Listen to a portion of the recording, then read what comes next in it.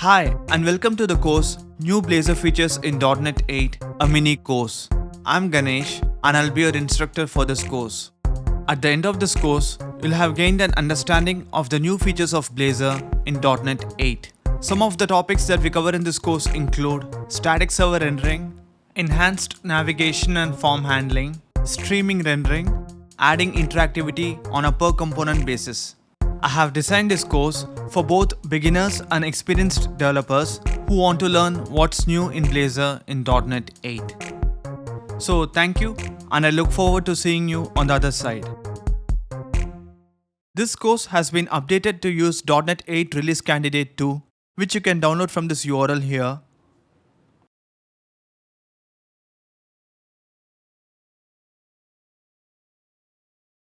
And I'm using Visual Studio 2022 Preview 17.8, which you can download from this URL here. And finally, make sure you select ASP.NET and Web Development Workload when installing Visual Studio. In this video, we talk about the high-level goal for Blazor in .NET 8. But before we do that, let's take a step back and discuss how we built web apps in .NET 7. First, we used static server rendering or server-side rendering to build server-rendered web applications with frameworks like Razor Pages and MVC. In this model, the browser sends a request to the server. On the server, the request is routed to an endpoint such as a Razor page, and the Razor page executes on the server to dynamically render HTML, and that HTML is added to the response and sent back to the client browser, and the browser then displays the web page. Now, static server rendering has the following benefits. First, the app loads faster because all the work is already done on the server and the client has to simply display the HTML. Second, the app can easily access server resources such as databases. And finally, the site is also easily indexed. But there are a few drawbacks too. The first is that the cost of processing and memory use are concentrated on the server, and the second one is for every user interaction, a round trip to the server is required. And one issue with frameworks like Razor Pages and MVC is that they lack a component-based programming model for building reusable pieces of web UI. So that was static server rendering. What if we wanted to build interactive web applications in .NET 7? Well, we had the Blazor framework. Blazor is a web framework for building web UI components called Razor components, and these Razor components can be hosted in different ways. First, we have the Blazor server hosting model, where the Razor components are hosted on the server in an ASP.NET Core application. On the client, a Blazor script called blazor.server.js establishes a SignalR connection with the server, and any UI updates, event handling, and JavaScript interop calls are handled over this SignalR connection. Blazor server has the following benefits. First, the app loads faster because the download size is very small. Second, the app can take advantage of server features and the use of .NET APIs. And Blazor server can work with thin clients. For example, browsers that don't support WebAssembly. And finally, the application's code is not served to clients, so it cannot be tampered with. Blazor server has some drawbacks too. First, there is some latency involved because every user interaction needs to go to the server. Second, there is no offline support. And third, server resources are required if you want to scale the app. And finally, an ASP.NET Core server is needed to serve the app. So for example, it is not possible to deliver the app from a content delivery network. Next, we have the Blazor WebAssembly hosting model. In this model, the Razor component executes on the client inside the browser on a WebAssembly based .NET runtime. So here, a script called blazor.webassembly.js downloads the WebAssembly-based .NET runtime, the required .NET assemblies, and the dependencies from the server, and then the application starts executing on the client inside the browser. Blazor WebAssembly has the following benefits. First, for standalone Blazor WebAssembly apps, the app is functional even if the server goes offline. Next, the capabilities of the client are fully leveraged, and also work is offloaded to the client. And finally, an ASP.NET Core server is not needed to serve a standalone Blazor WebAssembly app. Blazor WebAssembly has a few drawbacks too. First is, the clients need WebAssembly support, and also the app takes longer to load because code has to be downloaded and executed on the client. .NET 7 provides us with two main templates for building Blazor apps. The first is the Blazor Server App template, which is used for building Blazor server applications. The second is the Blazor WebAssembly app template, which is used for building Blazor WebAssembly apps. So that was .NET 7.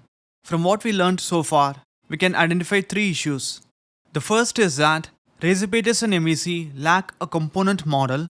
The second is, what if we wanted to use static server rendering for the homepage of our site, but then add interactivity to individual parts of our site?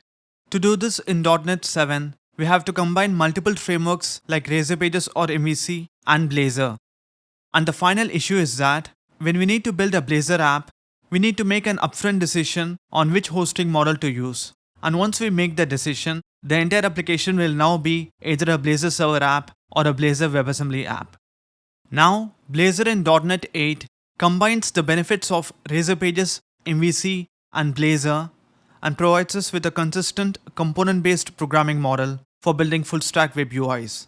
And in order to support this, new features are added to Blazor, and these are static server rendering and progressive enhancements such as enhanced navigation and form handling, streaming rendering, and the ability to add interactivity using Blazor Server or Blazor WebAssembly on a per component basis.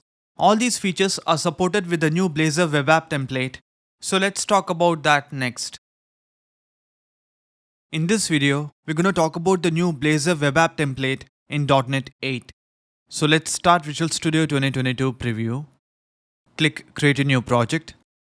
Now let's select the new Blazor Web App template and click Next. Give the project a name, say Blazor New Features, and click Next.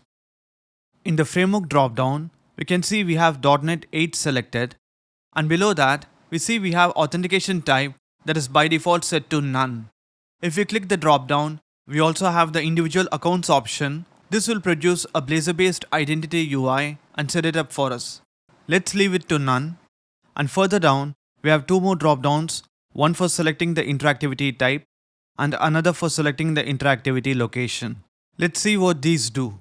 The interactivity type dropdown lets us select which interactive render modes we want to enable for our project. With the None option, the application will have no interactivity, so it will simply use static server rendering without any interactivity either on the server or on the client. If we want to enable interactivity on the server using interactive server rendering, then we can select the server option. Or if we want to enable interactivity on the client using interactive client rendering, then we can select the WebAssembly option. And if we want to enable both interactive server rendering and interactive client rendering and the ability to switch between them at runtime, then we can use the auto or the automatic option. We'll talk about the different interactive render modes in detail in another video. Now, one thing to note, with the WebAssembly and auto interactivity types, an additional client project will be created and added to a solution. We'll talk about that later in this video. For now, set the interactivity type to server. The interactivity location dropdown determines where in our app we want to enable interactivity. If we select the per page or component option, then interactivity will be enabled at the page or the component level. So this means that the entire application will use static server rendering and then interactivity will be enabled on a per component basis. On the other hand, if we select the global option, then interactivity will be enabled globally for the entire app. So this means that if, for example, in the interactivity type dropdown, we select the server option and in the interactivity location, we select global, then it behaves just like a Blazor server app in .NET 7. Similarly, if we select the WebAssembly interactivity type and global interactivity location, then it behaves just like an ASP.NET Core hosted Blazor WebAssembly app. Let's leave the interactivity location set to per page or component. And finally, if we want to include sample pages and a layout based on Bootstrap styling, we can leave this checkbox checked and then click Create. Once our project is created, go to the program.cs class file. This file contains the entry point to our application. Here, we are creating an instance of the ASP.NET Core Web Application Builder and adding various services to it. First, we are registering the services required for Razor components. And since we enabled interactive server rendering in the project template, we have this call to add interactive server components. This method adds the necessary services to support interactive server rendering. Then we are calling build on the web application builder instance, which will return an instance of web application. And if we scroll down, we can see we are configuring the middleware pipeline. And finally, we are calling app.map razor components, which discovers any available routable razor components and set them up for endpoint routing. And for the type argument, we specify app, which is a root component for our application. And add interactive server render mode enables the interactive server render mode for our application. And finally, we're calling run on the web application instance to start the application. Now expand the components folder, which is where we find all our components, and double click app.razor. This component is a root component for the app. It contains the usual HTML markup along with the head outlet component, the routes component, and the Blazor Web App script, which is blazor.web.js. The Blazor Web App script enables progressive enhancements for the app, such as enhanced navigation and form handling, and streaming rendering. Then we have the routes component. This component sets up routing using the Blazor router component. Next, the pages folder contains the app's routable server-side razor components. First, we have counter.razor, which implements the counter page. So here at the top of this page, we are seeing the old way of setting the interactive render mode. This API has been replaced with @renderMode razor directive. So we can simply say @renderMode, rendermode.interactive server. So this turns on interactive server rendering for this page. Now, renderMode is a static class, and interactive server and other properties are static properties on this class. So instead of prefixing the property with the renderMode class, we can use a shortcut. So go to the _imports.razor file and use the C# using static feature. So let's say using static microsoft.ASP.NET Core.components.web.renderMode. So now we can go back to the counter component and remove the renderMode prefix like so. Next, we have the error page, the home page, and the weather page. And for the weather page, we have an attribute here that turns on a progressive enhancement called streaming rendering. Now let's expand the layout folder. The layout folder contains all the shared components and style sheets for the app's layout. So it contains main layout.razor. So here we have the nav menu component, and if we scroll down, we can see the Blazor error UI here. Then we have the style sheet for the main layout component in mainlayout.razor.css. Then we have navmenu.razor, which implements the navigation menu. The style sheet for the nav menu component is present in navmenu.razor.css. Next, we have the appsettings.json file, which contains any configuration settings for the project. Next, the www root folder contains public static assets such as bootstrap style sheets and other CSS files and images. And finally, the properties folder contains a file called launchsettings.json, which holds development environment configuration. Now let's close Visual Studio, click Save, and start Visual Studio once again. Click Create a new project and select the Blazor Web App template and click Next and give the project a new name, say Blazor New Features.NET 8, and click Next. This time, let's set interactivity type to auto and interactivity location to global and click Create. As you can see here, a client project has been created and added to the solution. This is because any components using the interactive WebAssembly and interactive auto render modes must be built from the client project. So if you go to the server project and double click program.cs class file, we can see we have the call to add interactive WebAssembly components, which configures the necessary services for enabling interactive client rendering. And if we scroll down, we have add interactive WebAssembly render mode, which configures the interactive WebAssembly render mode. The add additional assemblies method specifies any additional assemblies containing routable razor components that need to be discovered.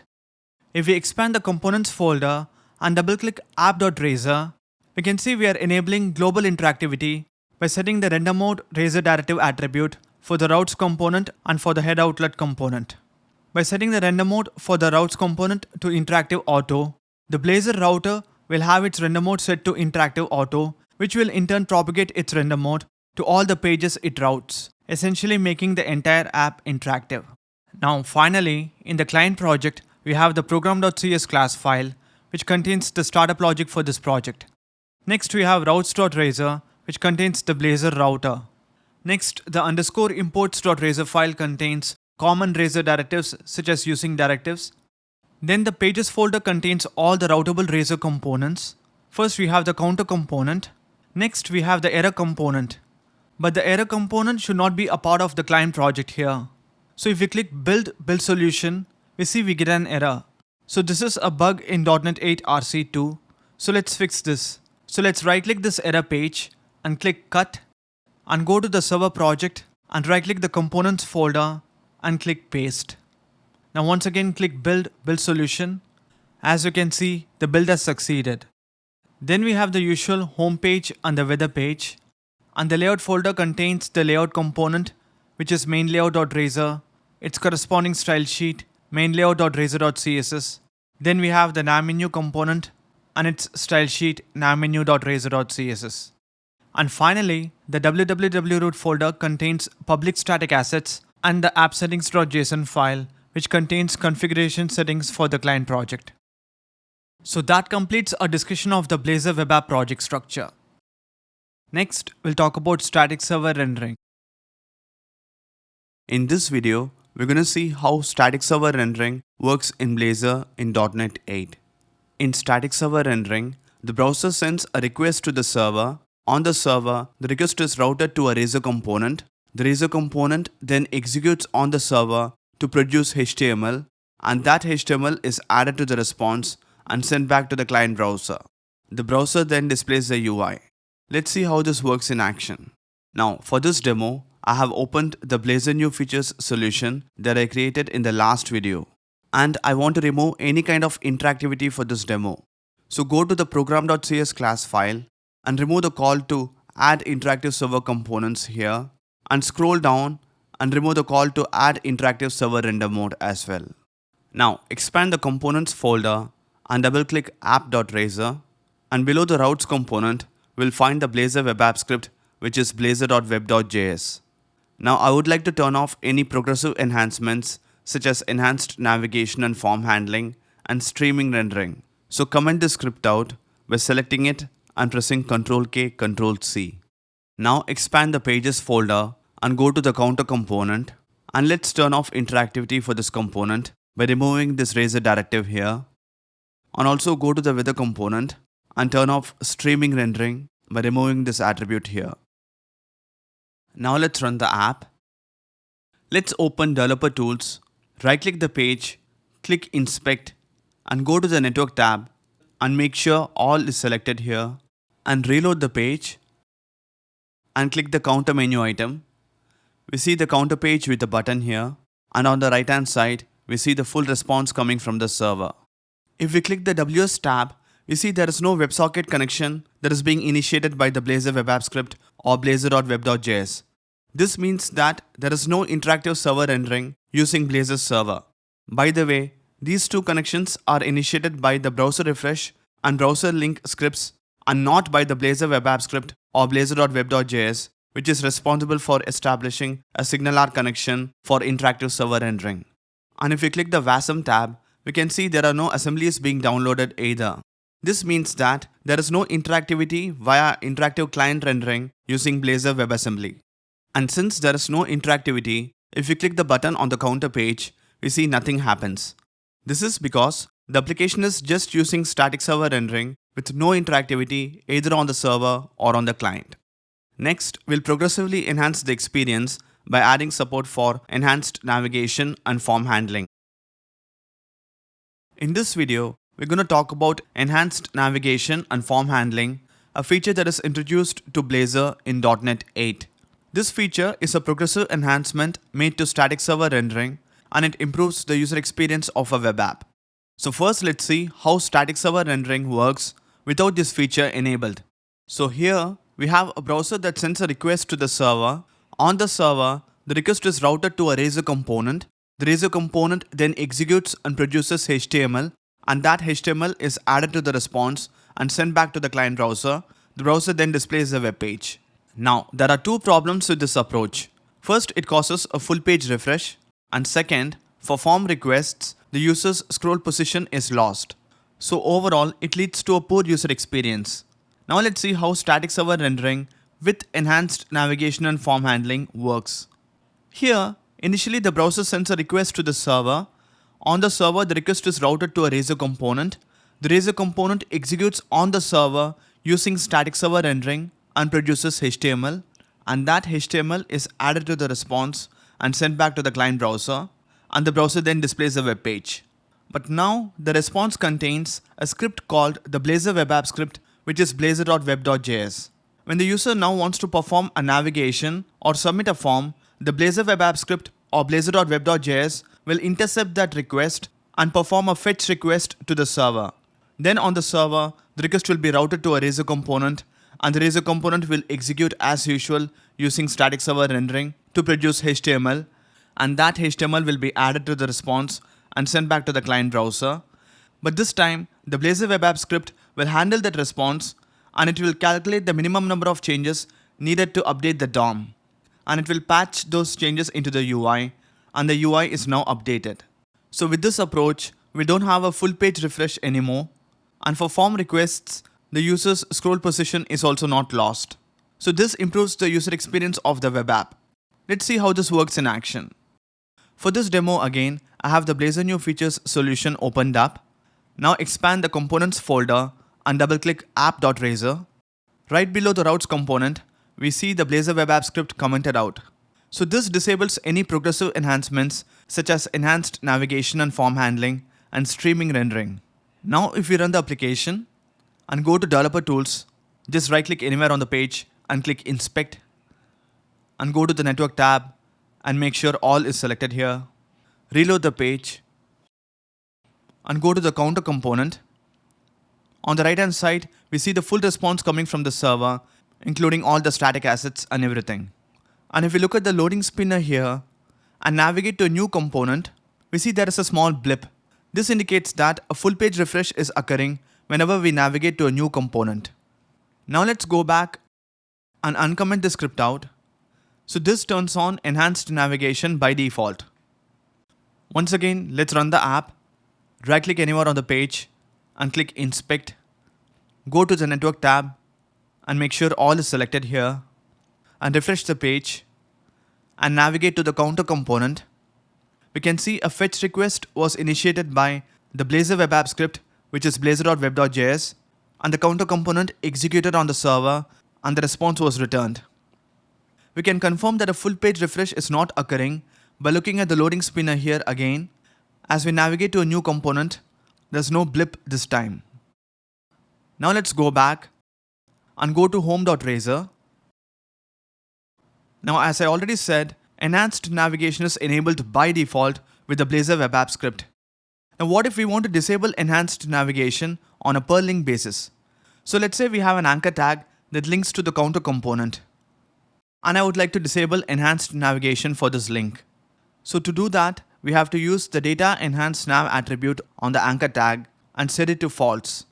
Now once again run the app, right click the page, click Inspect, go to the Network tab and make sure all is selected here, and refresh the page and click the counter link. We can see there is no fetch request that is being initiated by Blazor Web App script for the counter component. Instead, we get the entire response from the server. This is because we have disabled enhanced navigation on the link. Now, enhanced navigation can also be controlled hierarchically. So for example, if we place the anchor tag inside a div element and set the div element's data enhanced nav attribute to false, then enhanced navigation will be disabled for the anchor tag inside that div. Now let's see a scenario where we want to disable enhanced navigation. Let's say from a Razor component, we want to navigate to a non-Blazor endpoint such as a Razor page. So now go to the program.cs class file and add the required services for Razor pages. So builder.services.add Razor pages, and scroll down and register the endpoints for Razor pages by calling app.map Razor pages. Now right click the project and select add new folder and name the folder pages. Now right click the pages folder and select add Razor page. Select the Razor page empty template and name the Razor page test. And on this page, create a H1 heading with the text, "This is a test page." Now from the home page, we want to navigate to this test page. So go to home.razor and remove the data enhanced nav attribute from the div element and set the href attribute value of the anchor tag to test and set the link text to test. Now run the app, right click the page, click inspect and go to the network tab. This time select the preserve log checkbox here and on the home page click the test link. We can see at first a fetch request is being made for the test page. Then a full page request is being made for the test page and we get the response here. This is happening because if the destination is a non-Blazor endpoint such as a Razor page, then enhanced navigation does not apply. So a second request will be done using a full page load. In order to avoid this duplicate request, we can disable enhanced navigation for this link. So now let's apply the data enhanced nav attribute to the anchor tag or the div element and run the app and right click the page, click inspect, click the network tab and make sure preserve log is checked and all is selected and click the test link. We can see on the right hand side here, we don't have the fetch request anymore. Now let's talk about enhanced form handling. Right below this div, create a div element and style it to consume the entire viewport height like so. And below that div, create a form element with method set to post and form name directive attribute set to my form. And inside that form, use the anti-forgery token component. And below that, create an input element with name set to my input. And finally, create a button element with type set to submit and the text as submit. Now run the app and scroll down and enter some text into the form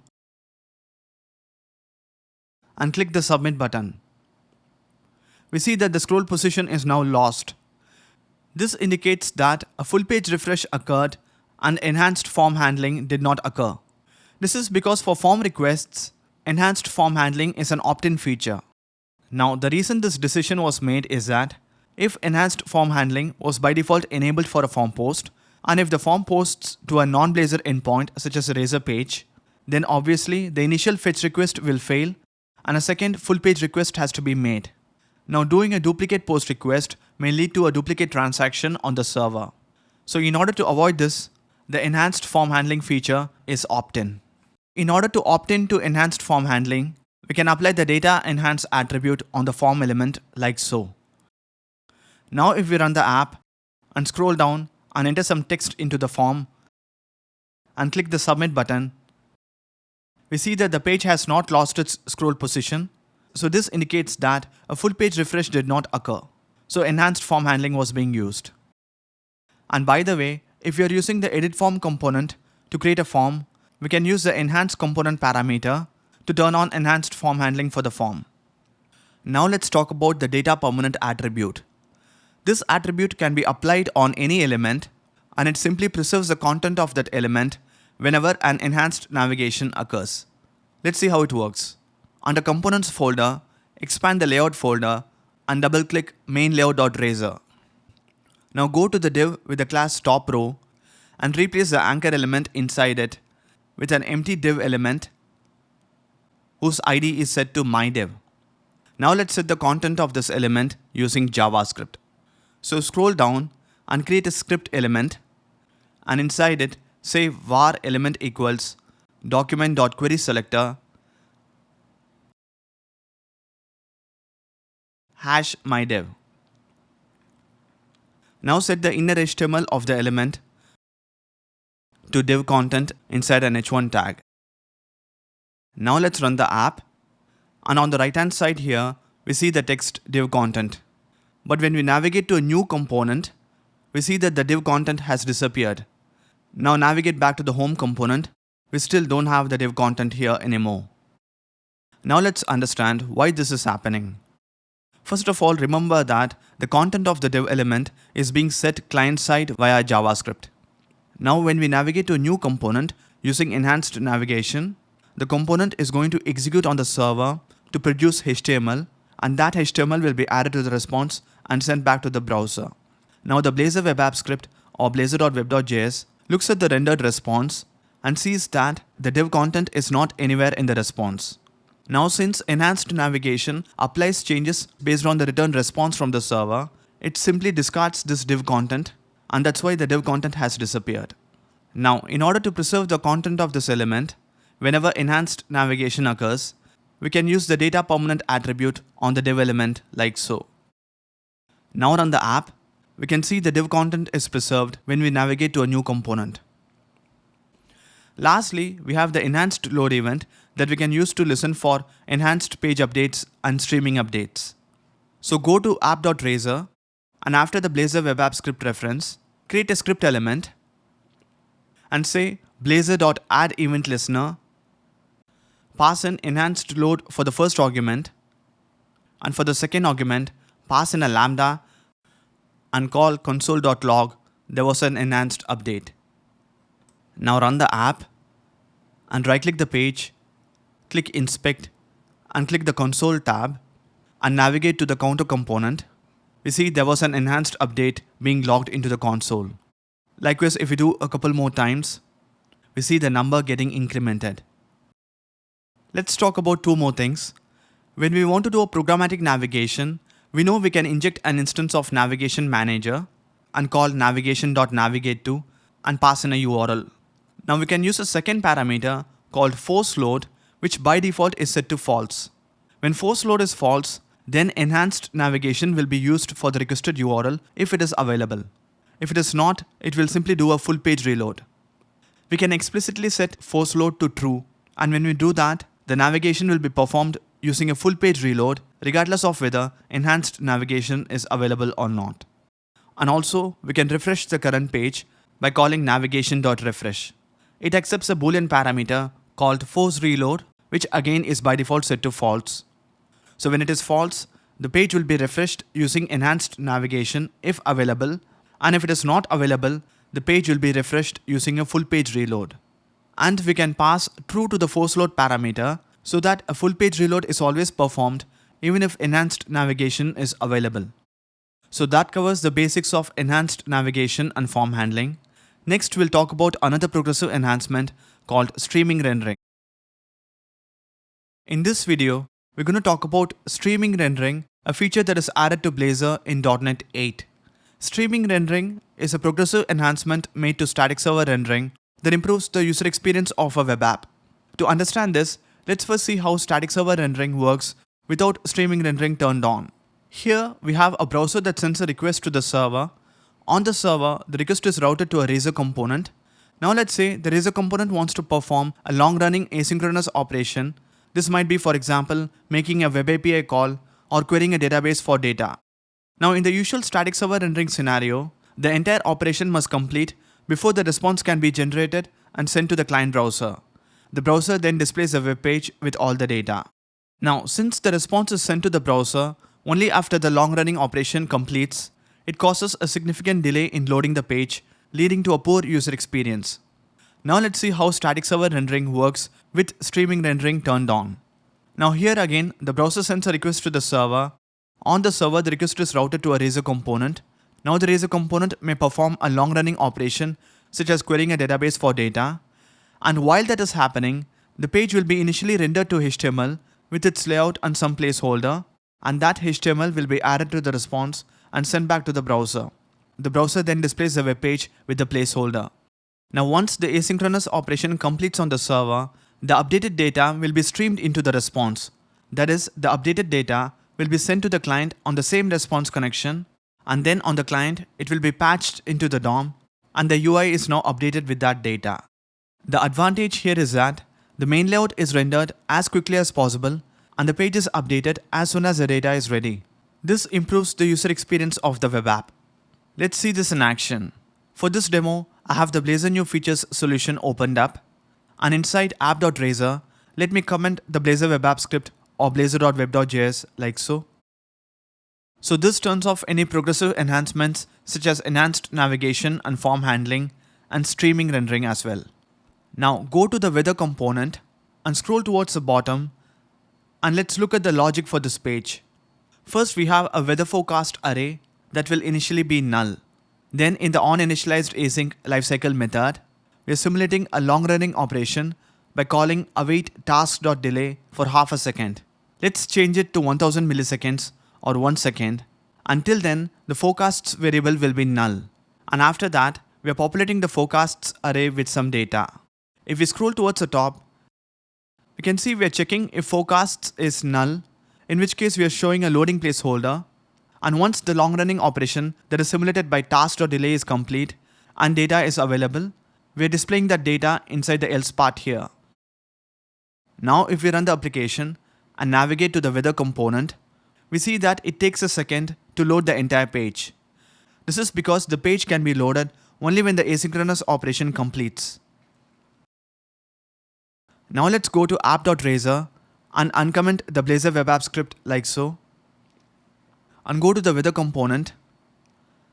And let's enable streaming rendering for this page by using this Razor directive at attribute stream rendering, passing in true. Now let's run the app and navigate to the weather component. We can see that initially the UI contains a loading placeholder, and once the asynchronous operation completes and data is available, the loading placeholder is replaced with the actual data and the page is updated. Next, we'll talk about the different render modes available in Blazor in .NET 8. In this video, we'll talk about the different render modes available in Blazor in .NET 8. There are 4 render modes available in Blazor in .NET 8. We have the static render mode, interactive server render mode, interactive WebAssembly render mode, and the interactive auto render mode.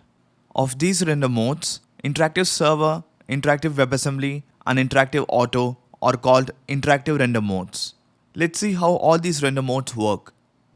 Now, for this demo, I have the Blazor New Features .NET 8 solution opened up. And before we talk about the various render modes, let's revisit the Blazor Web App template and see how the template lets us add support for various render modes. So click File, New, Project, and select the Blazor Web App template and click Next. Click Next once again. Now, here in the interactivity type drop-down, we have the following options: None, Server, WebAssembly, and Auto, Server and WebAssembly. If we select the None option, then the application will be configured to support the static render mode, but not other interactive render modes such as interactive server, interactive WebAssembly, and interactive auto. If on the other hand, we select the server option, then the application will support the interactive server render mode. Similarly, if we select the WebAssembly option, the application will support the interactive WebAssembly render mode. Now, if we select the last option here, Auto, Server and WebAssembly, then the application will support both the interactive server and interactive WebAssembly render modes, but also interactive auto, which provides the ability to switch between interactive server and interactive WebAssembly at runtime. Now, if we select the WebAssembly or auto interactivity types, then an additional client project will be created and added to the solution. In the interactivity location dropdown, we have the following options: per page or component, and global. The interactivity location determines where in our app we want to enable interactivity. So for example, if we select server in the interactivity type and per page or component in the interactivity location, then the entire application will use the static render mode, but then interactivity can be enabled on a per component basis using interactive server render mode. Similarly, if we select the WebAssembly interactivity type and per page or component in the interactivity location, then the entire application will use the static render mode, but then interactivity can be enabled on a per component basis using interactive WebAssembly. And finally, what if we select server in the interactivity type and global in the interactivity location? This turns on global interactivity for the app so that the entire application will use the interactive server render mode. So this is similar to a Blazor server app in .NET 7. If we select WebAssembly in the interactivity type and global in the interactivity location, the entire application will be configured to use interactive WebAssembly render mode, so the app behaves just like an ASP.NET Core hosted Blazor WebAssembly app in .NET 7. For the current solution, which is Blazor New Features .NET 8, I had selected Auto for the interactivity type and Global for the interactivity location. Let's close this dialog and go to the server project and double-click program.cs class file.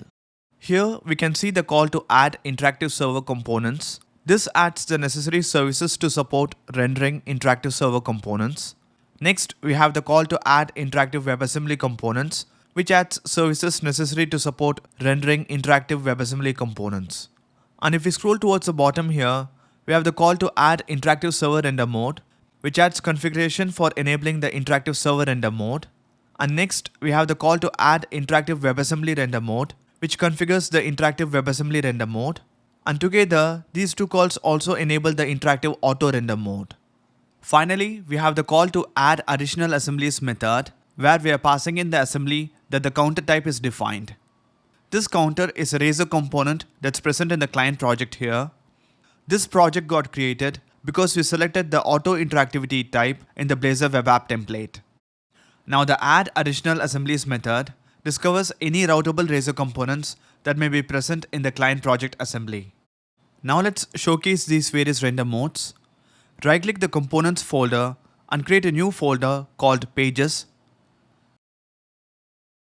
Right-click the Pages folder and select Add Razor Component and name the component Render Modes. Now at the top of this file, specify an add-page Razor directive with a route template of /render-modes. Now let's add this page to the navigation menu.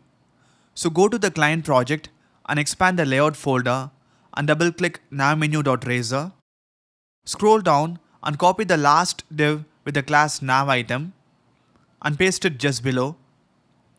Replace the href attribute value of the navlink component to render-modes and remove the class attribute for the span tag and replace the weather text with Blazor render modes.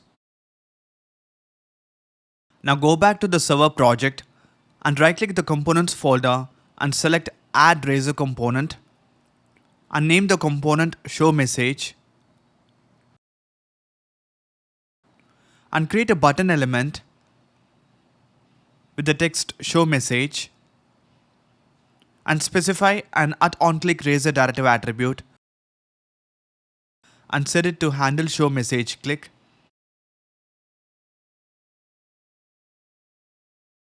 And specify a class attribute and set it to btn primary. And in the code block below, create a private void method handle show message click.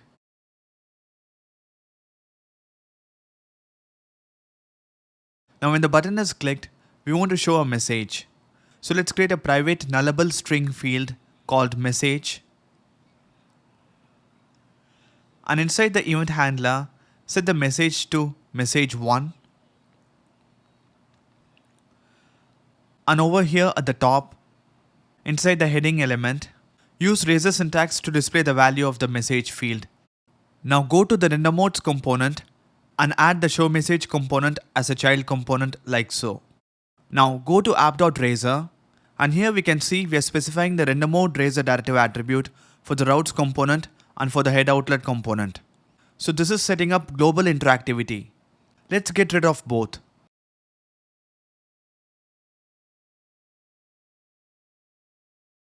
So now the routes component will have a default render mode of static. If we go to routes.razor, we can see that it's just a wrapper around the Blazor router component. So now the router component will have the render mode static and the Blazor router will propagate its render mode to any page it routes. So for example, if we navigate to render modes page, then the render modes page will also have the default static render mode. So let's go to rendermodes.razor and it contains show message as a child component.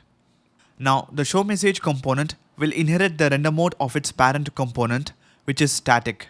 So the show message component will also have the static render mode. Let's go to the show message component. Since this component has a static render mode, it uses static server rendering.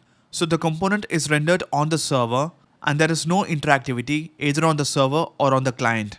So this means that there is no interactive server rendering using Blazor server or interactive client rendering using Blazor WebAssembly.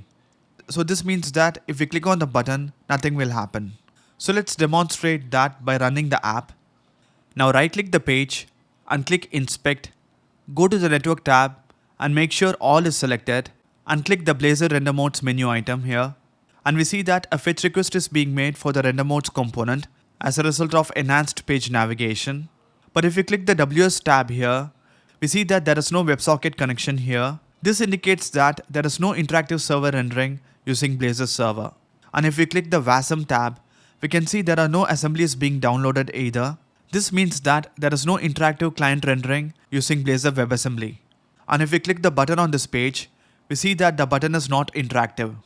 This is because the component's render mode is static. That means it uses static server rendering, and the component is rendered statically on the server with no interactivity either on the server or on the client. Now let's add some interactivity. We'll first do that by applying a render mode to a component instance. Let's go to the render modes component, and for the show message component, let's set an @renderModeRaiser directive attribute to renderMode.interactiveServer. Now, render mode is a static class, and interactive server and other properties are static properties on this class. So we can take a shortcut here and go to _imports.razor file and use the C# using static feature and specify @using static microsoft.ASP.NET Core.components.web.renderMode. Now go back to the render modes component and remove the render mode prefix like so. Now with the interactive server render mode, the component is rendered on the server and the component is also interactive. So it uses interactive server rendering using the Blazor server hosting model. Now let's run the app. Right click the page, click inspect and go to the network tab and click WS and click the Blazor render modes menu item. We see that a WebSocket connection has been established. So this indicates that the component is using interactive server rendering using the Blazor server hosting model. And if we click the WASM tab, we can see that there are no assemblies being downloaded. This means that interactive client rendering using Blazor WebAssembly is not used. And if we click the button here, we see that we get the message as the button is interactive. Now for the next two render modes, interactive WebAssembly and interactive auto, the component needs to be built from the client project. So let's right click the show message component in the server project and select cut and right click the client project and select paste. Now in the render modes component, instead of interactive server, let's say interactive WebAssembly. With the interactive WebAssembly render mode, the component is rendered on the client and the component is interactive. So the component uses interactive client rendering using Blazor WebAssembly. Let's run the app. Make sure to click build solution. So let's run the app once again. And right click the page and click inspect and go to the network tab and click WASM now and click the Blazor render modes menu item. We see here on the right hand side a list of assemblies including the WebAssembly based .NET runtime are downloaded to the browser. This is because the component is using interactive client rendering using Blazor WebAssembly. And if we click the WS tab, we see there is no WebSocket connection being made. This is because the component is not using interactive server rendering using Blazor server. And since the component is interactive, if we click the button here, we see once again we get the message. Finally, we have the interactive auto render mode. With interactive auto, the component is initially rendered on the server via interactive server rendering using Blazor server. And meanwhile, in the background, the Blazor app bundle and the WebAssembly based .NET runtime are downloaded and cached so that it is used on future requests. So this means that although the component is rendered initially on the server via interactive server rendering using Blazor server, on subsequent visits, the component is rendered on the client via interactive client rendering using Blazor WebAssembly. So if we run the app and right click the page and click inspect, this time click the double arrow here and click the application tab and click storage. Now let's clear any site data. Click the double arrow once again and click the network tab and make sure WS is selected here and click the Blazor render modes menu item. we see that we have a WebSocket connection being established. At the same time, if we click the WASM tab, we see a list of assemblies getting downloaded, including the WebAssembly based .NET runtime. So this will be used on subsequent visits to the component. And again, the button is interactive, so if we click the button, we see the message. Now from a static parent component, we can pass parameters to an interactive child component, but these parameters must be JSON serializable. So for example, I can go to the client project and double click show message.razor, and I can define a public string property and decorate it with a parameter attribute to make it a component parameter. And over here at the top, I can display the value of the message parameter inside a h4 heading. And back to the render modes component, I can set the message component parameter to message2. And if we run the app and click on the Blazor render modes menu item, we see the message2 getting displayed.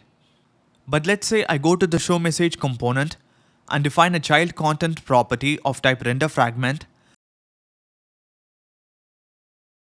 and designate it as a component parameter, and then render the child content here at the top.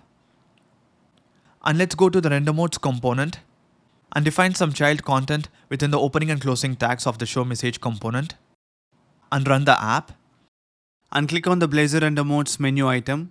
We get an exception because we are passing render fragment, which is arbitrary code and it cannot be serialized. This is because from a static parent component, we can only pass parameters to an interactive child component that are JSON serializable. Let's undo the changes that we have made. Now from a static parent component, we can have sibling child components with different interactive render modes. So for example, one show message component can have the interactive server render mode, while another show message component can have the interactive WebAssembly render mode. Next, we can apply a render mode to a component definition. So we can say @render mode, interactive server, or interactive WebAssembly, or interactive auto. But note that if you're designing a component, you should avoid coupling the component's implementation to a specific render mode. Components should be designed in a render mode agnostic manner.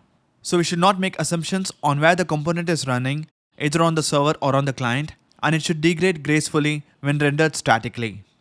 Now there are two scenarios where it is needed to specify a render mode to a component definition. The first is when we want to specify a render mode for all component instances.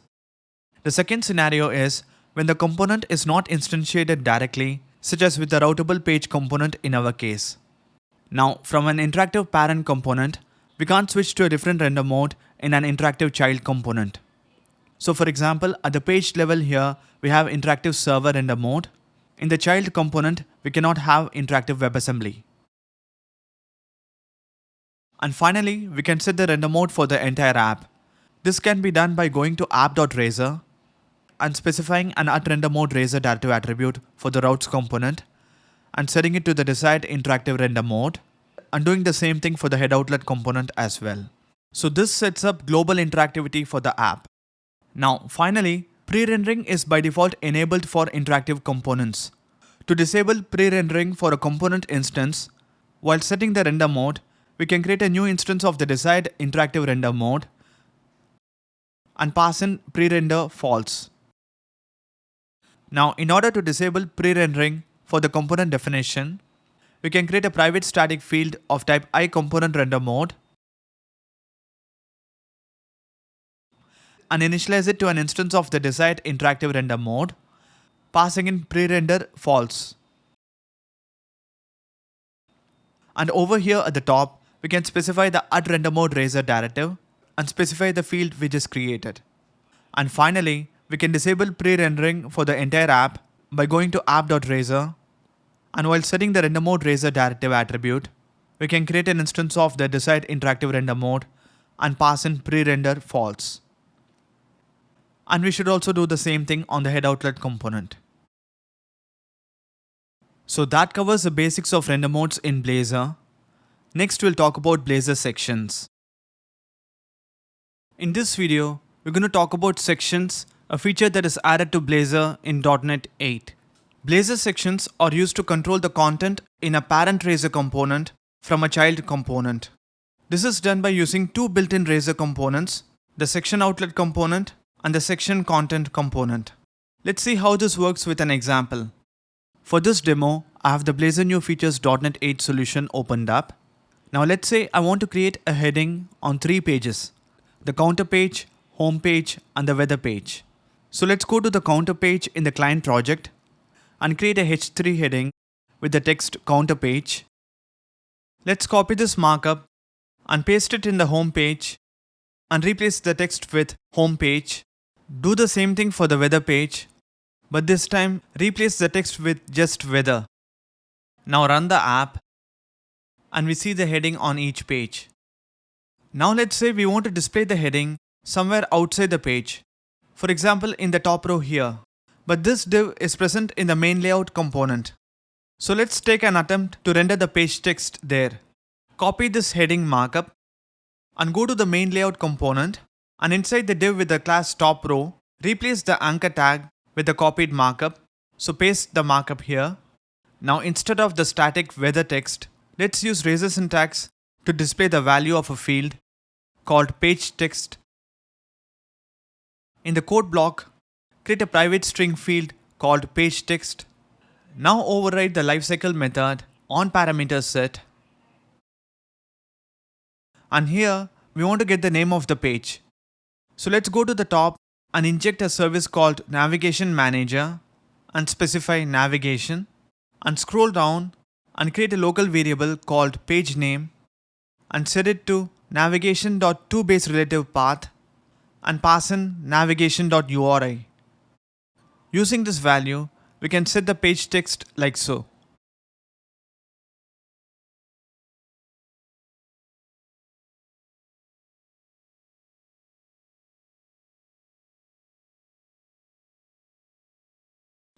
Now if we run the application, we see that in the top right corner, the current page name is displayed. But this approach has an issue, and that is, what if there are more pages and we want to display the name of the page in the top row div for each page? Then the if-else logic will increase in order to accommodate more number of pages. So let's use Blazor Sections to solve this problem.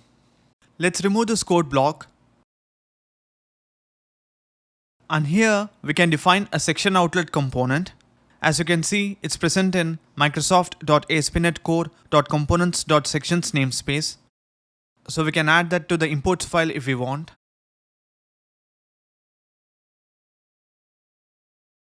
Then go back to the main layout component and add a section outlet component. As you can see here, the section outlet component accepts a parameter called section name. There's also a parameter called section ID. We cannot specify both, we can specify only one. Let's first see how section name works. So let's set the section name to page-text. Now go to the counter page and add a section content component. And as you can see here, it accepts a section name parameter. Set it to the one that's set in the section outlet component, which is page-text. Let's copy paste this markup. Now do the same thing for the home page. Specify home page. And lastly, for the weather component, we just specify weather. Let's run the app. We can see our page text getting updated. Now one point to note is that multiple section outlet components can't have the same section name or section ID. Also, if multiple section content components have the same section name, then the matching section outlet component renders the content of the last rendered section content. So if we don't want other section content components to match the name of a section outlet, then we can use the section ID parameter to identify a section. And for using this, an object reference is needed. So go to the main layout component and define an internal static object field called page text and instantiate it. Now scroll to the top and replace the section name parameter with section ID and set it to the page text field. Go to the counter page and replace the section name parameter with section ID, and we need to set it to the same field that's present in main layout. So import the namespace and set it to main layout.pageText. Again, you can add the using directive in the imports file if you want. And do the same thing for the home page and the weather page. And run the app. We can see that the name of the current page is displayed. And that's the Blazor Sections feature. Remember, it's used to control content in a parent component from a child component. Next, we'll see how to render Razor components outside the context of an HTTP request or ASP.NET Core. In this video, we're gonna see how to render Razor components outside of ASP.NET Core. Normally, Razor components are rendered within the context of an HTTP request. So the browser sends a request to the server. On the server, the request is routed to a Razor component, and the Razor component executes on the server to produce HTML, and that HTML is added to the response and sent to the browser. Now Blazor in .NET 8 lets us render Razor components outside the context of an HTTP request or ASP.NET Core. For example, we can have a console app that renders a Razor component to a HTML fragment as a string or stream. We can then use this HTML fragment to generate email content or static site content, or to build a content templating engine. Let's now create a console application to demonstrate this feature. Let's start Visual Studio 2022 Preview. Click New Project. Choose Console App from the project templates and click Next. Give the project a name. Say Render Razor Component and click Next. Make sure .NET 8 Preview is selected and click Create. Now we need to install two NuGet packages. So right click the project in Solution Explorer and click Manage NuGet Packages. Click the Browse tab and check this Include Pre-release checkbox and search for Microsoft.ASP.NET Core.Components.Web NuGet package. Make sure it's at version 8.0 and click Install. Now let's install another NuGet package called Microsoft.Extensions.Logging. Once again, make sure it's at version 8.0 and click Install. Now let's go to the project file by double-clicking the project name. Here we need to update the project to use the Razor SDK. So in the SDK attribute here, add the suffix .razor. So we are setting the project SDK to Microsoft.NET.SDK.razor. Let's save the file. Now let's create a Razor component. Right-click the project and click Add New Item. Name the component RenderDay.razor. This component will show the current day of week. So create a top-level heading H1 with the text Today is, and below that create a H3 element, and inside that use the Razor syntax to evaluate a C# expression.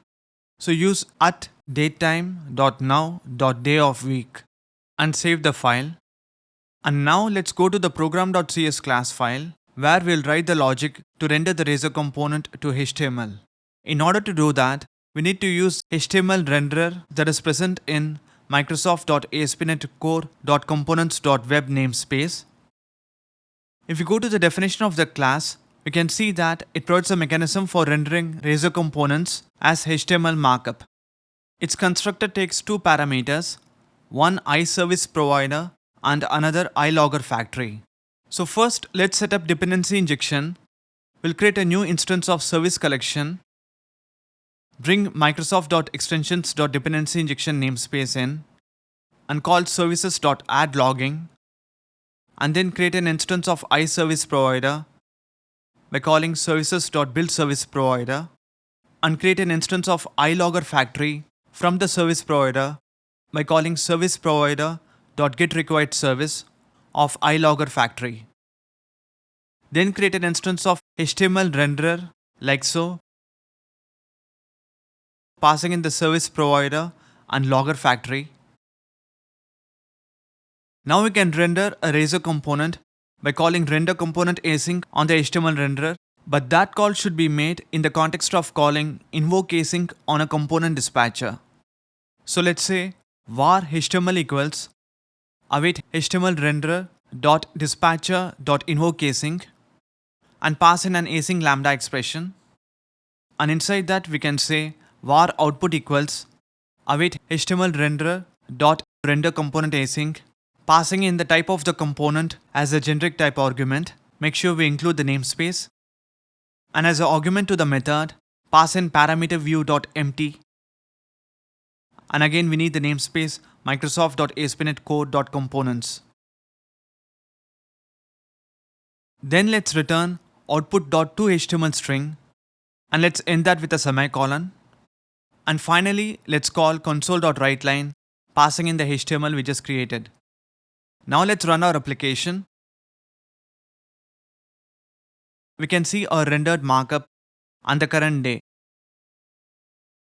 Hi everyone, and thank you for taking my course. I hope you found the material informative and helpful. In this course, we covered a lot of ground, including static server rendering, enhanced navigation and form handling, streaming rendering, and adding interactivity on a per component basis. We also learned how to use Blazor Sections and how to render Razor components outside the context of an HTTP request or ASP.NET Core. Thank you again for taking my course. I hope you enjoyed it.